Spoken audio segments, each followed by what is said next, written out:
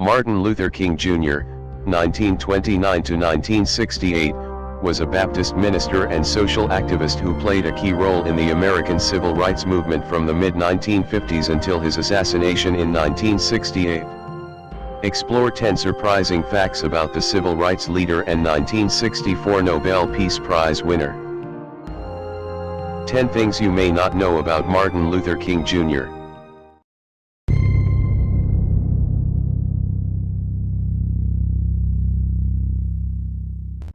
1. King's birth name was Michael, not Martin.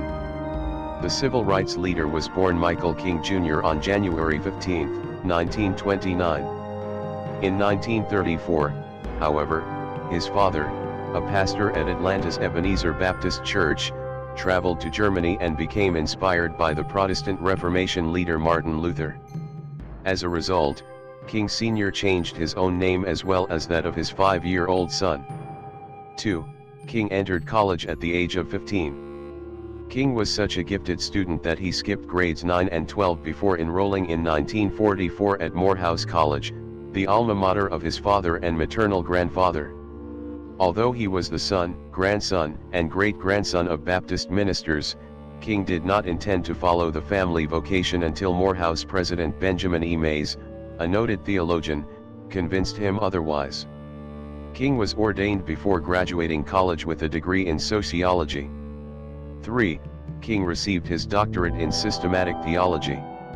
After earning a divinity degree from Pennsylvania's Crozer Theological Seminary, King attended graduate school at Boston University, where he received his PhD degree in 1955. The title of his dissertation was A Comparison of the Conceptions of God in the Thinking of Paul Tillich and Henry Nelson Weeman. 4. King's I Have a Dream speech was not his first at the Lincoln Memorial. 6 years before his iconic oration at the March on Washington, King was among the civil rights leaders who spoke in the shadow of the great emancipator during the prayer pilgrimage for freedom on May 17, 1957. Before a crowd estimated at between 15,000 and 30,000, King delivered his first national address on the topic of voting rights. 5. King was imprisoned nearly 30 times. According to the King Center, the civil rights leader went to jail 29 times. He was arrested for acts of civil disobedience and on trumped-up charges, such as when he was jailed in Montgomery, Alabama, in 1956 for driving 30 miles per hour in a 25-mile-per-hour zone. 6.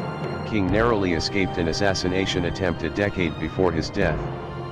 On September 20, 1958, King was in Harlem signing copies of his new book, Stride Toward Freedom, in Bloomstein's department store when he was approached by Isola Ware Curry.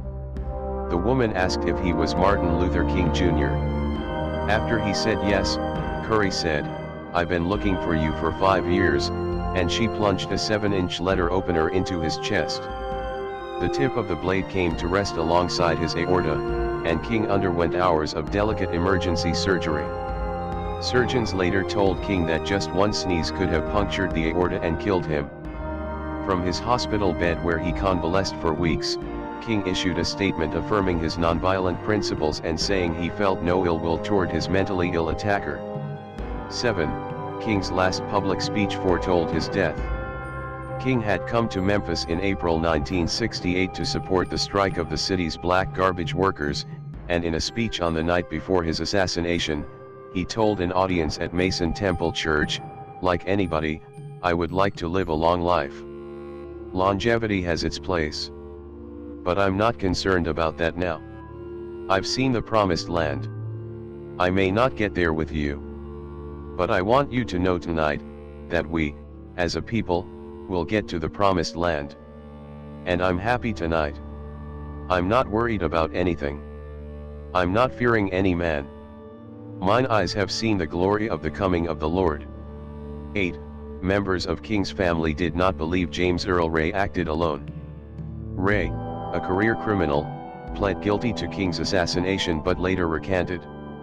King's son Dexter met publicly with Ray in 1997 and argued for the case to be reopened.